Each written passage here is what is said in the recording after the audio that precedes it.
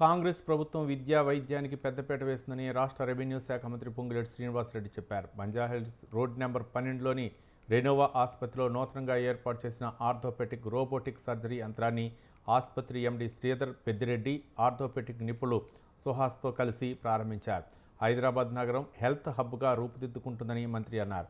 ఇతర దేశాల రోగులు సైతం ఆధునిక వైద్య చికిత్స నిమిత్తం నగరానికి వస్తున్నారంటే ఇక్కడ సేవలు ఏ స్థాయిలో ఉన్నాయో అర్థం చేసుకోవచ్చునని అన్నారు.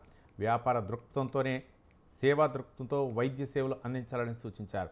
ఆధునిక రోబోటిక్ యంత్రాన్ని ప్రవేశపెట్టిన సందర్భంగా మొదటి 100 శస్త్రచికిత్సలకు ఉచితంగా అందించేందుకు ముందుకు రావడం శుభాభినందనీయమని అన్నారు. నగరాన్ని మరింత అభివృద్ధి చేసేందుకు ఫోర్త్ సిటీని అభివృద్ధి చేస్తున్నామన్నారు. ఫోర్త్ సిటీ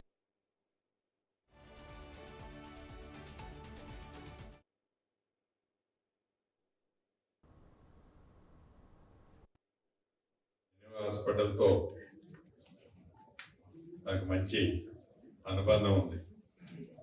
నా మదర్కి నా మదర్ ఇల్లాకి కూడా ఇక్కడే రీప్లేస్మెంట్ కూడా చేయటం జరిగింది. అంతేకాదు ఇందులో ఉన్న కపుల్ ఆఫ్ డాక్టర్స్ నాకు లాస్ట్ 10 to 12 years నుంచి వీళ్ళతో పరిచయం ఉంది. చాలా సంతోషం. ఈ హైదరాబాద్ అంటేనే మెడికల్ హబ్.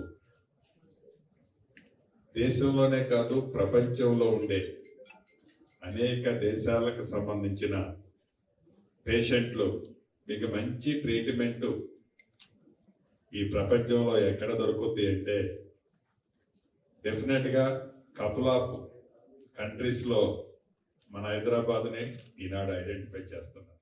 ఈ రెన్యూ హాస్పిటల్తో నాకు మంచి అనుబంధం